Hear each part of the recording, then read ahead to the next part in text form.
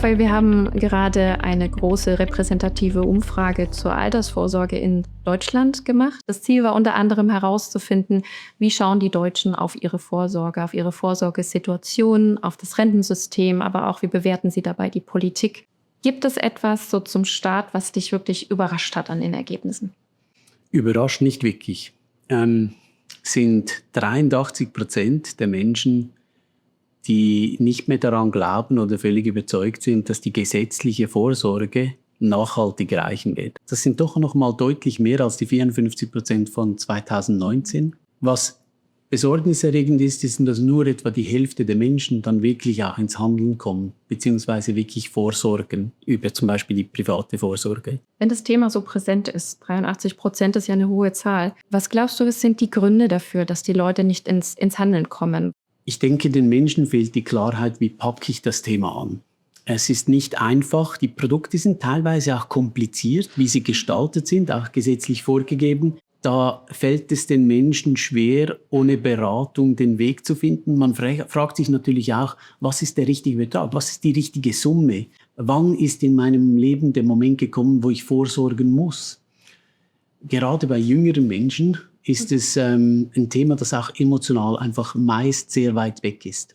Eine Zahl, die ich nicht ganz so hoch vermutet hätte. Über 80% sagen tatsächlich auch, dass sie das Thema als belastend empfinden. Was sind dabei die größten Ängste?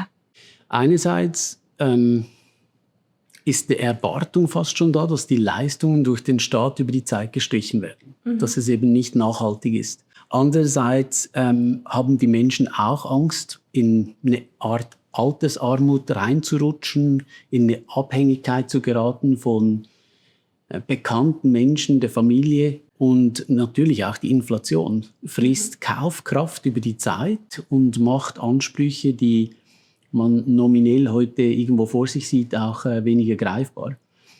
Und wenn wir ganz ehrlich sind, sind diese Sorgen auch berechtigt.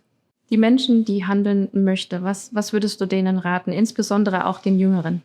Möglichst früh mit der Vorsorge zu beginnen. Auch ein kleiner Betrag, zum Beispiel 50 € pro Monat, kann echt einen Unterschied machen. Zeit ist in dem Sinn der größte Freund für die Vorsorge.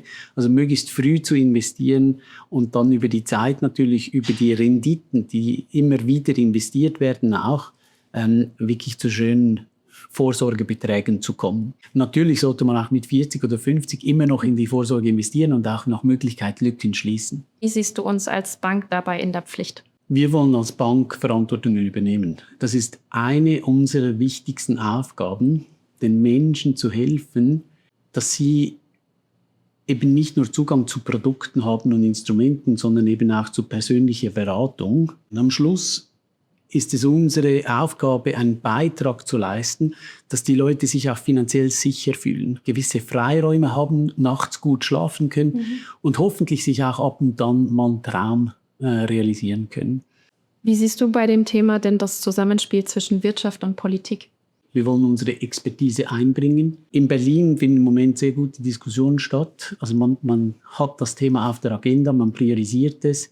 Ich denke, es ist jetzt einfach sehr wichtig, dass eine der wichtigsten sozialen Reformen, die in diesem Land anstehen, dass man die auch wirklich mit Entschiedenheit anpackt, umsetzt. Aber ich bin auch da überzeugt, dass wir in Deutschland Reformen durchbringen können und ähnlich wie es auch andere Volkswirtschaften getan haben, zum Beispiel wenn man sich die private Vorsorge in Indien anschaut, überraschenderweise wurden sehr erfolgreiche Reformen eingeleitet. Es gibt andere Volkswirtschaften, die haben zum Beispiel in den USA, Skandinavien über die Aktienquote und Kultur einen großen Unterschied gemacht. Wichtig ist, dass man die Reformen anpackt. Wir können es uns einfach nicht leisten, länger zu warten. Es wird immer teurer, es wird immer schwieriger, die Lücken werden immer größer.